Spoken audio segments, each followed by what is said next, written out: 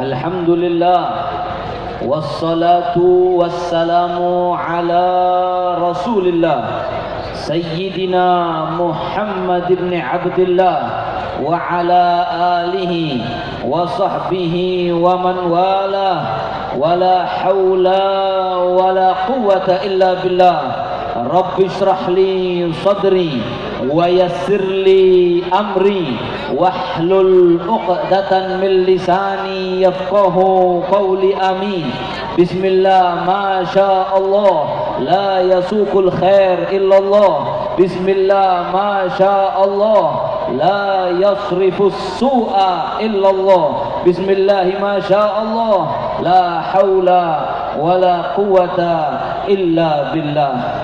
Yang saya hormati dan saya muliakan kepada para habaib yang hadir, akhina Al-Habib Ahmad, dan mungkin kalau ada juga para habaib yang lainnya, kepada para alim ulama, para kiai, yang para asatid yang hadir, wabil khusus kepada guru kita bersama Kiai Al-Hajj Gus Hafid, idola kita, mata'anallahu bituli hayatihi syarifah. Mudah-mudahan beliau panjang umur, sehat walafiat. InsyaAllah keberkahan beliau baru pulang menunaikan ibadah haji menyertai kita semuanya insyaAllah. Amin ya rabbal alamin.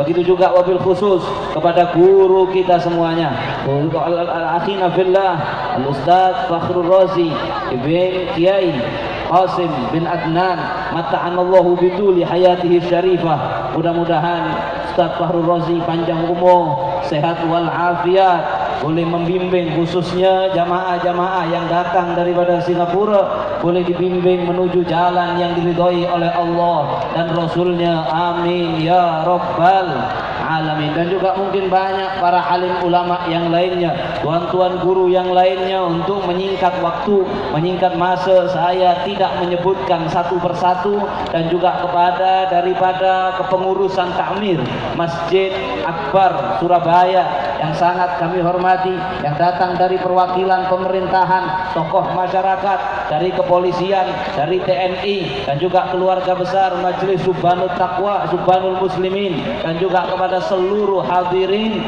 hadirat, khususnya anak-anak muda yang sangat kami banggakan. Alhamdulillah, malam hari ini kita berkumpul di tempat yang seperti ini penuh dengan semangat. Sudah capek? Ini bagaimana Ustaz? Ceramahnya bahasa apa ini Ustaz? Mana yang datang dari Singapura banyak? Oh banyak, Masya Allah. Mau ceramah bahasa Melayu nanti yang orang sini tak paham. Bahasa Jawa nanti mereka tidak paham. Baca Madura banyak nih. Oh, Masya Allah. Jadi campur-campur saja, yang kira-kira bisa dipahami oleh semuanya. Alhamdulillah, malam ini kita berkumpul di sini, di antaranya juga dalam rangka yang pertama memperingati tahun baru Islam, memperingati juga daripada kemerdekaan Republik Indonesia, dan juga dalam memperingati haul daripada Kiai Qasim bin Adnan, yang mudah-mudahan kita mendapatkan keberkahan daripada beliau insyaallah. Kita mendapatkan keberkahan beliau dengan mengenang beliau, mendoakan beliau. Beliau ini luar biasa. Suatu saat saya dulu datang ke rumah Ustaz Fakhrul Razi, kemudian ketika balik saya dihadiahkan oleh beliau gambar daripada almarhum, gambar arwah. Saya masih teringat, saya tengok selalu gambar itu, merasa tenang jiwa saya bila saya melihat wajah beliau, terpancar cahaya keilmuan, cahaya derajat yang tinggi daripada beliau, yang mana beliau ini ibarat seperti cawan yang sudah penuh, seperti gelas bahasa Indonesianya yang sudah penuh. Bila cawan sudah penuh, kalau gelas sudah penuh, kemudian kita tambahkan lagi, apa yang jadi? Dia akan tumpah. Bila kita doakan, kita mendoakan orang saleh, mendoakan kekasihnya Allah Subhanahu wa ta'ala, kita kirimkan Fatihah, tahlil, yang mana sebenarnya orang macam beliau ini tak perlu tahlil daripada kita, sudah mendapatkan derajat yang tinggi, sudah mendapatkan derajat yang sangat tinggi di sisi Allah. Tapi ketika kita mendoakan, maka tumpah lagi kepada siapa? Tumpah kepada kita Dan seperti itulah, begitu juga cara kerja fadilah daripada bersolawat kepada Nabi kita Muhammad sallallahu alaihi wa alihi wasallam. Rasulullah sudah memiliki derajat yang tinggi, tapi bila kita baca solawat, yang mana solawat secara bahasa seperti mendoakan Nabi, padahal Nabi nggak perlu, betul nggak? Nabi nggak perlu doa kita, tapi ketika kita salawat kepada Nabi, tumpahnya itu kepada kita semuanya, yang insya Allah yang tumpah itu pada malam hari ini membawa kita selamat dunia akhirat insya Allah, menjadi penyebab dosa-dosa kita diampuni semuanya oleh Allah, menjadi hajat-hajat kita semua dikabulkan oleh Allah. Dan insya Allah sebagaimana Allah subhanahu wa ta'ala telah memberikan kepada Kiai Qasim bin Adnan rahimahullahu ta'ala rahmatal abrar husnul khatimah, maka kita juga yang hadir peringatan haul beliau ini nanti pada akhirnya akan mati semua wafat dalam keadaan husnul khatimah. Amin ya rabbal alamin. Dan insyaallah dengan mengikuti selalu majelis-majelis seperti ini, hadir di pengajian-pengajian seperti ini, membawa kita selamat. Kalau kita mau bicara peringatan tahun baru Hijriah, memang tahunnya baru, tapi ingat Nabi sallallahu alaihi wasallam dalam hadis yang sahih yang diriwayatkan Al-Imam Al-Bukhari, Nabi pernah bersabda, kata Nabi, la ya'ti 'amun illa walladhi ba'dahu syarrun minhu. Kata Nabi, tidaklah datang satu tahun yang baru. Sekarang tahun berapa? Boro-boro Beguri Surabaya tahun piro saniki? 1445 Hijriah. Berarti kita sudah hampir 1500 tahun dari zaman hidupnya Rasulullah sallallahu alaihi wasallam. Berarti dunianya sudah tua, dunia sudah tua, kiamat semakin dekat. Kata Nabi, tidaklah berganti tahun, semakin jauh dari masa hidupnya Rasulullah, illa walladzi ba'dahu syarrun minhu, kecuali tahun yang baru, tahun yang akan datang akan semakin banyak fitnahnya, akan semakin bahaya. Makanya dulu nggak ada omongan bahaya, saya kira. Sekarang nggak benar, karena hidup di zaman seperti ini semakin bahaya. Semakin tahun banjir fitnahnya semakin kuat, semakin deras.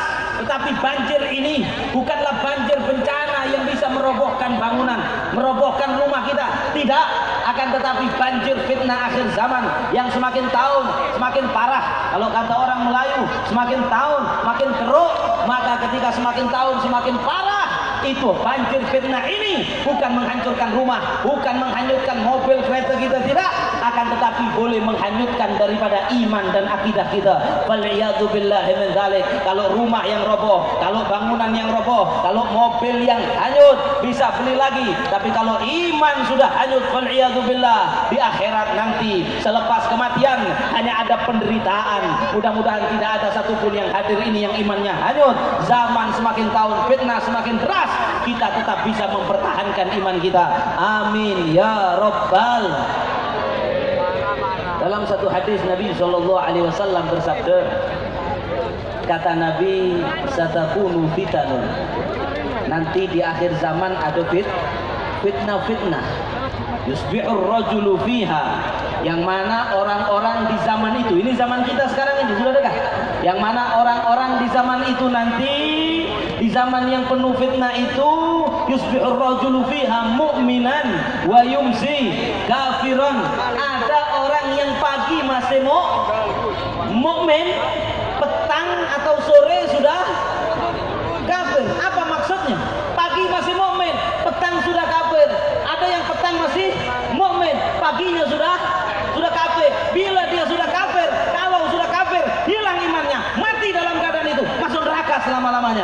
Wal'iyadzubillah. Begitu mudah. Kalau dulu sudah iman kuat zaman dahulu, tidak mudah tumbah. Tapi zaman nanti akan ada zaman kita ini. Orang pagi mukmin, petang kafir. Illa, kata Nabi, kecuali man ahyahullahu bil ilm, kecuali orang-orang yang terselamatkan pada waktu itu, terselamatkan imannya, terselamatkan dari fitnah itu adalah orang-orang yang dihidupkan dihidupkan hatinya oleh Allah bil ilmi, dengan ilmu. Maka dari itu saya bangga melihat anak-anak muda, Masya Allah, ketika yang lain suka hiburan-hiburan yang tidak bermanfaat, insya Allah ini subhanul muslimin menjadi yang dibanggakan Allah. Mulai muda senang ngaji, senang sholawatan, senang ngaji. Kalian habis sholawatan, mendengar ceramah, selalu hadir majelis, dengar ceramah. Yang ceramah itu pasti ada qala Allah Ta'ala, menjelaskan alamnya Allah, menjelaskan hadisnya Nabi Muhammad Sallallahu Alaihi Wasallam. Akhirnya kalian paham ilmu. Kalau masuk itu ilmu, masuk ke telinga, dari telinga masuk ke dalam hati. Itu ayat-ayat Quran masuk ke dalam hati. Itu hadis-hadis Nabi, nasihat-nasihat ulama masuk ke dalam hati. Maka ketika banjir fitnah yang semakin tahun semakin kencang, semakin deras, insya Allah kalian semua yang senang ngaji diselamatkan oleh Allah Subhanahu wa Ta'ala. Fitnahnya berbahaya. Di antaranya ada hadis lagi, Nabi bersabda begini, kata Nabi, inna syaitan, setan, kenal setan? Ada berteman di mana? Instagram. Inna syaitan qad ya'iza, sesungguhnya setan itu kata Nabi sudah putus asa. Ayya'budahu al-musalluna wa fi riwayatin ukhra fi jaziratil Arab walakin fit tahrish bainahum. Kata Nabi, setan itu sudah putus asa. Sudah putus asa untuk mengajak umatnya Nabi Muhammad menyembah setan. Sudah putus asa setan. Susah, sulit. Umatnya Nabi disuruh syirik, suruh nyembah berhala, disuruh nyembah kepada selain Allah, sulit. Setan sudah putus asa. Akan tetapi setan tidak berhenti bekerja. Akhirnya setan melakukan aksi selanjutnya, tipuan selanjutnya untuk menarik manusia masuk ke dalam neraka. Dengan cara apa? Di antaranya fitahrish bainahum, dengan di antaranya menjadikan permusuhan, mengadu domba agar gaduh, agar bertengkar, agar atokar, tukaran, saling hina, saling caci, saling benci satu sama lain, sesama umatnya Nabi Muhammad Sallallahu Alaihi Wasallam. Orang-orang yang sholat menyembah Allah, setan sudah putus asa untuk mengajak dia nyembah setan, akan tetapi tidak disuruh nyembah setan, disuruh bertengkar satu sama. Ini yang terjadi sekarang, Masya Allah. Buka media sosial isinya tengkar. Betul apa tidak? Buka TV, tengkar. Depan rumah, tengkar. Suami istri, Masya Allah. Di luar kamar tengkar, dalam kamar, sampai dalam kamar mandi bertengkar sama istrinya biasanya. Na'udzubillah, amin. Sehingga ada permusuhan, saling benci, saling curiga, saling ingin menyakiti satu sama lain. Ini kerja setan untuk memasukkan kita ke neraka, untuk menghancurkan kita. Sebagaimana dalam ayat pengharaman khamar, Allah berfirman, innama yuridu syaitan ayyuqi'a bainakumul adawata wal baghdha. Setan itu ingin agar kalian umat Islam itu saling bermusuhan, saling membenci. Itu yang diinginkan setan. Kalau sudah saling benci, kalau sudah saling bermusuhan, maka setan tepuk tangan. Saya dapat kawan masuk ke neraka. Saya ajak dia bersembah, saya tidak boleh. Saya angkat plan B, cara kedua, yaitu cara agar mereka bertengkar, saling caci maki, bahkan tidak menutup kemungkinan bisa saling bunuh. Ya Allah, mudah-mudahan kita dijauhkan daripada pertumpahan darah. Nabi pernah bersabda juga, kata Nabi, inna, sesungguhnya, artinya saja biar cepat. Sesungguhnya kata Nabi SAW, nanti mendekati kiamat la haraja, akan ada haraj, kata Nabi. Sahabat bertanya, qalu wa mal haraj ya Rasulullah? Apa haraj itu ya Rasulullah? Maka Nabi SAW mengatakan al-qatl, haraj itu adalah saling bunuh satu sama lain. Maka yang disampaikan Nabi dalam hadis itu panjang, bukan saling bunuh antara Islam dengan bukan Islam, bukan antar satu negara dengan negara yang lain, tetapi saling bunuh satu sama lain. Jiran membunuh jirannya, tetangga membunuh tetangganya, saudara membunuh saudaranya. Kenapa? Dikarenakan fanatik. Hati-hati. Ya anak-anak, jangan fanatik berlebihan yang menyebabkan bisa geng-gengan saling sikat satu sama lain kepada apapun itu fanatik, kecuali hanya kepada kebenaran. Gara-gara fanatik, yang satu fanatik kepada bendera warna ini, satu fanatik bendera warna yang lain. Oh karena satu kita orang Indonesia, kita orang Singapura, oh kita yang warna kulitnya hitam, oh kita warna kulit putih, kita yang hidungnya begini, kita yang matanya begini, karena perbedaan akhirnya fanatik. Daripada fanatik tadi merasa membela sesuatu yang penting, akhirnya bertengkar. Awalnya bukan saling bunuh, berawal dari saling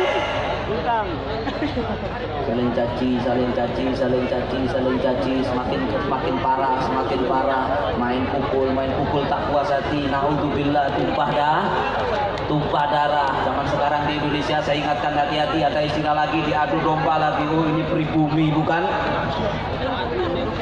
pribumi, ini pribumi bukan pribumi. Oh kita membela pribumi, melawan yang bukan pribumi. Yang ini melihat ke sana harus dihabisi, ini melihat di sana harus kehabisi. Ini kerja siapa? Ini kerja syaitan. Hati-hati.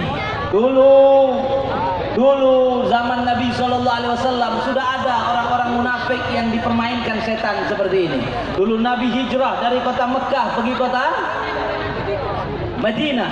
Bila Nabi sampai di Madinah, orang munafik di Madinah mengeluarkan isu bahwasanya orang muhajirin, pengungsi yang mengungsi dari Mekah kemana? Ke Madinah. Maka orang munafik mengatakan la in raja'na, dalam Al-Quran di surat Al-Munafiqun, orang munafik mengatakan la in raja'na ilal madinati la yukhrijannal a'azzu minhal adhal.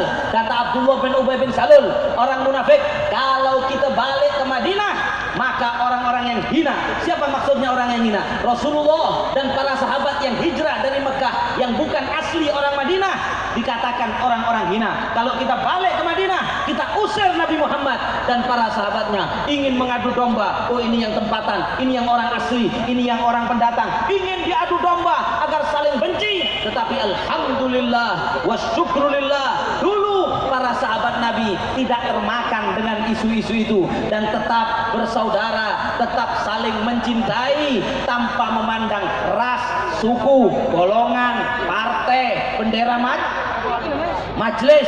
Yang penting kita semua saudara. Kita diciptakan beda-beda. Ada yang kulitnya hitam, ada yang kuning, ada yang hidungnya mancung, ada yang badannya tinggi, ada yang tidak tinggi. Untuk apa? Lita'arafu. Dijadikan kata Allah kalian itu syu'uban wa qabaila lita'arafu, untuk saling mengenal, bukan untuk saling membenci, apalagi saling membunuh, apalagi saling menyakiti. Sudah, kita saling mencintai dan insya Allah tidak berhasil. Daripada tipu daya setan, kalau kita paham ilmu ini, setan ingin agar kita celaka dengan saling menyakiti satu sama lain, tapi kita paham karena ngaji, akhirnya paham. Oh saya nggak mau diadu domba sama syaitan, maka insya Allah kita diselamatkan oleh Allah Subhanahu wa ta'ala. Allah sudah mengajarkan. Ada yang mengatakan, Habib, kadang-kadang Habib, saya udah nggak cari gara-gara dia mulai duluan. Saya udah diam. Anak muda-muda dengarkan, saya udah diam Habib. Saya ditantang carok, ditantang gelut. Kalau saya tidak berani, nanti saya dibilang pengecut. Apa kata Quran? Coba lihat. Dulu anaknya Nabi Adam dua, yang satu namanya Qabil, yang satu namanya Habil. Qabil mengatakan kepada Habil di Quran, "Hei Habil, inni la'aqtulannak." Kata Qabil, "Hei Habil, saya mau membunuh kamu." Ditantang gelut. "Hei Habil, berani kamu gelut sama saya? Ayo, carok, ayo saling bunuh." Apa jawaban Habil? Ini yang diajarkan Quran. Kalau kita paham, kita ikuti ini, selamat insyaallah. Apa jawaban Habil? Habil mengatakan, "Wahai saudaraku, la in basatta ilayya yadaka litaktulani, ma ana bibasitin yadiya ilayya liaktulak, inni akhafullah rabbal alamin." Apa kata Habil? Habil mengatakan, "Wahai saudaraku, dulurku, tangkretan, kalau kamu ingin mukul saya, kamu kamu ingin membunuh saya, sungguh saya tidak mau memukul dan membunuh kamu. Jangan diladeni, siap ya? Jadi kalau ada anak muda-muda yang ditantang gelut sama saudaranya, sama temannya, tantang karok, tantang tawuran, jawab, saya nggak mau. Kenapa? Ini akhaf, saya takut.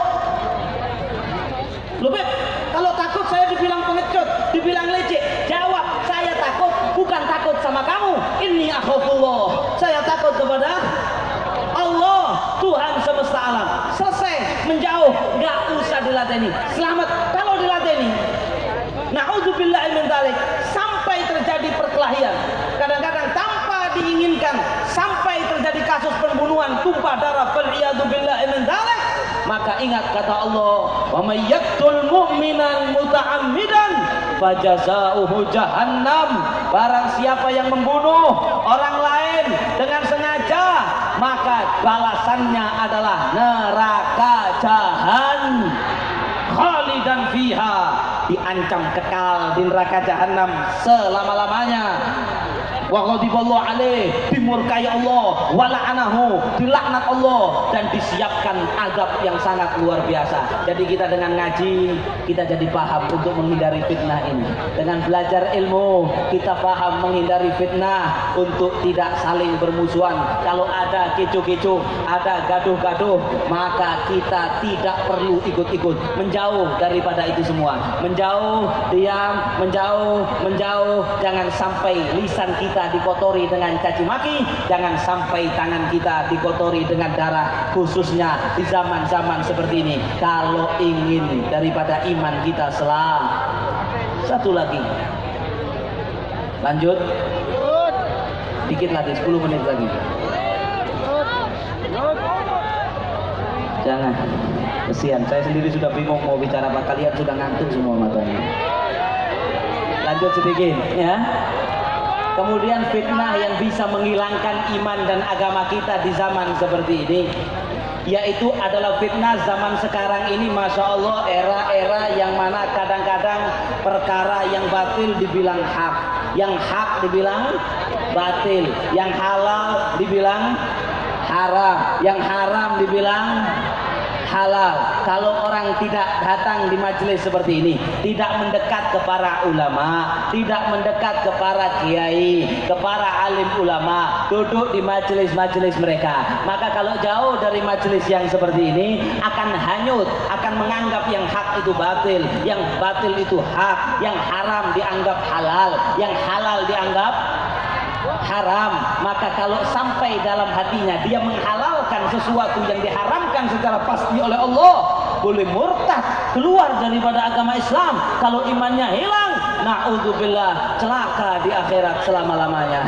Kalau pengen tidak seperti itu, kata Al-Imam Alwi bin Abbas Al-Maliki, beliau mengatakan, kata beliau, innat tamassuh biwahyir rabbani. Kuncinya kalau mau selamat, satu, berpegang kepada wahyu dari Allah. Apa wahyu dari Allah? Al-Qur'an. Omongan orang sekarang macam-macam. Ada omongan orang ngomong di YouTube, sekarang orang buat channel YouTube semua bisa ngomong. Betul apa tidak? Gak tahu belajarnya di mana, semua orang ngomong di YouTube, di WA. Pegang kepada wahyu Ar-Rabbani. Minuman keras kata Allah haram, haram. Ada orang yang bilang halal, dikasih stempel halal, tetap haram. Judi, ngeslot, apa hukumnya judi? Apa hukumnya ngeslot? Apa kata Allah tentang slot?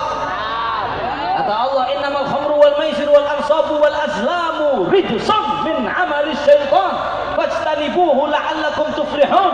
Kata Allah, sesungguhnya minuman keras, judi, termasuk ngeslot adalah perkara kotor, menjijikkan, jorok daripada perbuatan setan. Fajtanibuhu la'allakum tuflihun. Kalau kepengen selamat harus berhenti ngeslot. Harus berhenti. Kata siapa? Jangan nanti marah sama saya. Ini undang dari mana ini kok keras sekali ini? Kan saya cuma terjemahkan Quran.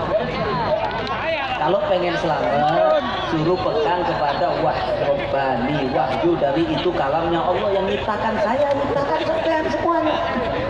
Kata Allah, judi, slot, dan lain-lain itu perbuatan kotor dari perbuatan setan. Kalau kalian mau selamat, harus jauh. Kalau nge-slot terus, memang nggak mau selamat. Oh, yang orang Singapura tak tahu, slot itu judi main dari telepon. Ini budak-budak muda sekarang ke Indonesia ini teruk. Insya Allah kat Singapura tak ada lah. Tapi saya rasa sana pun sama teruk. Nama aja tak sama. Okay. Betul ya? Masya Allah. Jadi dia macam judi tapi main daripada telepon. Kalau dulu nak main judi kat Singapura kena pergi masuk kasino. Dekat sini sekarang duduk dekat masjid pun judi dalam masjid kadang-kadang puan-puan. Na'udzubillahi min dzalik. Jadi kalau memang bilang ada yang dengar saya ngomong gini mengatakan, saya nggak mau berhenti beb, biarin, saya mau terus main. Silakan. Berarti Anda tidak pengen Kalau pengen selamat sama Allah suruh berhenti. Disuruh berpegang kepada wahyu kalau mau selamat. Berpegang kepada hadis nabawi, berpegang kepada bimbingan dari Nabi Muhammad sallallahu alaihi wasallam. Kata Sayyid Alwi Al-Maliki, itu adalah asal kullu sa'adah. Itu adalah asal usul kunci daripada semua kebahagiaan. Zaman sekarang banyak orang hidupnya galau, banyak orang depression, orang stres, tak ada ketenangan batin. Betul tak betul?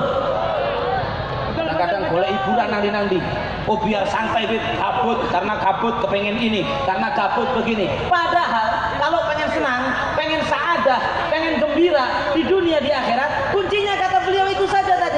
Pegangi apa kata Allah. Oh sama Allah nggak boleh minum minuman keras, saya nggak minum. Oh saya ngaji di sana, dengan firmannya Allah katanya nggak boleh judi, saya tidak judi. Oh Allah berfirman wala taqrabuz zina, tidak boleh zina. Oh saya tidak zina.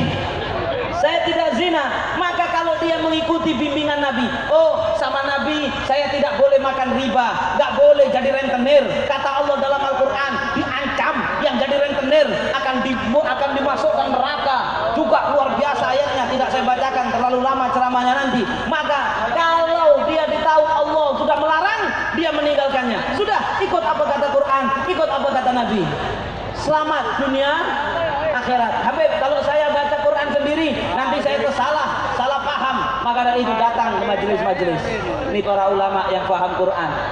Maka dari itu guru-guru kami mengajarkan aib. Kalau ada orang ceramah dari assalamualaikum sampai waalaikumsalam, satu ayat Quran pun tidak dibawa. Kadang cerita ke sana, cerita ke sini, yang penting orang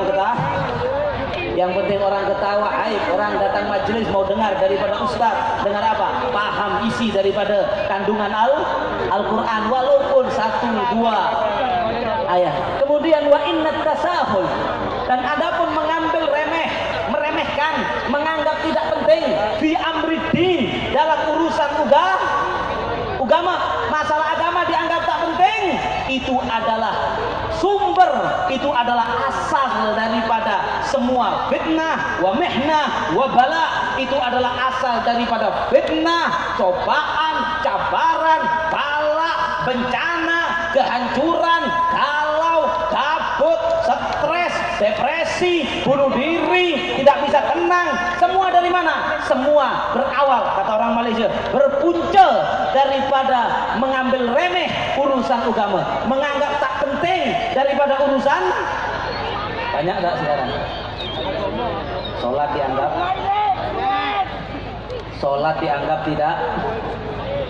dianggap tidak penting. Tidak sholat, tidak apa-apa. Ada anak-anak zaman sekarang bilang tak apa-apa, tidak sholat, yang penting sholawatan. Bisa masuk surga?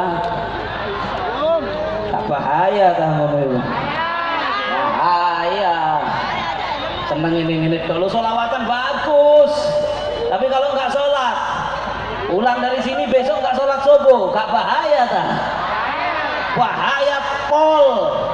Kata Allah, fa khalafa min ba'dihim khalfun adha'us shalah wattaba'us syahawat fasawfa yalqauna ghayya.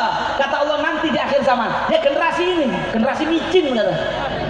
Nanti akan ada generasi di akhir zaman yang mana mereka itu meninggalkan sholat, hidupnya hanya mengikuti nafsu.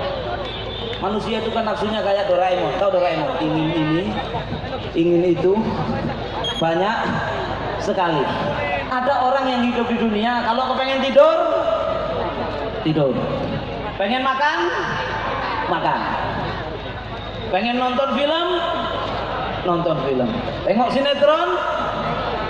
Tengok sinetron. Ingin ini dilakukan, ngikuti nafsu terus.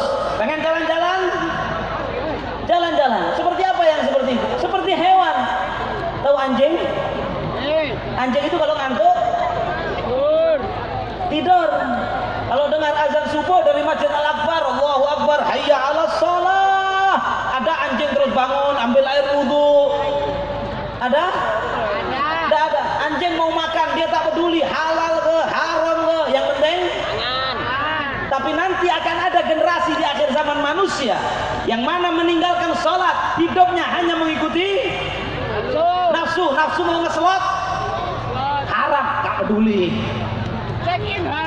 Mau mabuk, haram, gak peduli. Mau mencuri, haram, gak peduli. Adha'us sholat, tandanya mereka meninggalkan sholat. Subuh tidak sholat, malas sholat subuh, tidak sholat subuh. Duhur sibuk, malas sholat duhur, tidak sholat duhur. Fasawfa yalqawna ghayya. Kata Allah, maka mereka akan bertemu dengan ghayya. Apa itu ghayya? Ada dua tafsiran yang saya ringkas dari banyak tafsir. Salah satunya, ghayya dijadikan hidupnya di dunia begini, bingung, tak ada ketenangan. Sampai kadang-kadang statusnya itu apa dipikir? Statusnya galau, kabut, teganya dirimu. Dunia kejam sekali, dunia sudah tidak ada artinya. Mending saya mati saja. Setelah itu statusnya megang botol Baygon, mau ku minum sekarang apa besok. Galau, bingung. Punya uang, bingung. Nggak punya uang, lebih bingung. Punya jodoh, dan sini beneran dapat jodoh semua yang belum menikah. Di manusia ini lucu. Kalau nggak sholat, lihat ada yang belum nikah, jomblo pengen nikah. Waduh, doa pengen nikah. Udah nikah, bingung juga. Lihat yang jomblo, kok lebih enak yang jomblo ya dari saya. Yang jomblo bebas mau ke sana ke sini. Saya mau pergi sama suami saya, nggak boleh. Sama istri saya, nggak boleh. Masya Allah. Kenapa orang banyak bingung, nggak ada ketenangan? Ya itu tadi, hidupnya mengikuti nafsu, mengikuti keinginan nafsunya, dan meninggalkan ini fitnah besar. Dan yang seperti itu bukan satu dua orang. Saya mau tanya, kira-kira seluruh Surabaya ini yang nggak sholat ada kira-kira 10 orang? 10.000? Masih lebih. 15.000. Ya Allah, ada penelitian. Perhatikan anak-anak muda, mudah-mudahan kalian tidak termasuk yang seperti ini. Ada penelitian, satu orang membuat riset, diteliti di sekolah SMA. Dari 10 anak muslim SMA yang sholat 5 waktunya tidak bolong-bolong, itu 2 dari 10 anak rata-rata. 8 tergantung mood. Kalau moodnya pas lagi enak, sholat. Lagi nggak mood, nggak sholat. Pas waktu lagi longgar, sholat. Kalau waktu lagi sibuk, tidak sholat. Ada yang tergantung uang. Kalau ada uang, ngeslot, nggak sholat. Kalau udah nggak punya uang buat beli chip, berapa 1B sekarang? Hah? Ya Allah, mudah-mudahan pulang dari sini berhenti semuanya, insya Allah. Kalau nggak berhenti, mudah-mudahan kecemplung bot. HP-nya, jangan orangnya, HP-nya yang kecemplung. Tapi layarnya retak, tapi tetap bisa dipakai. Masya Allah.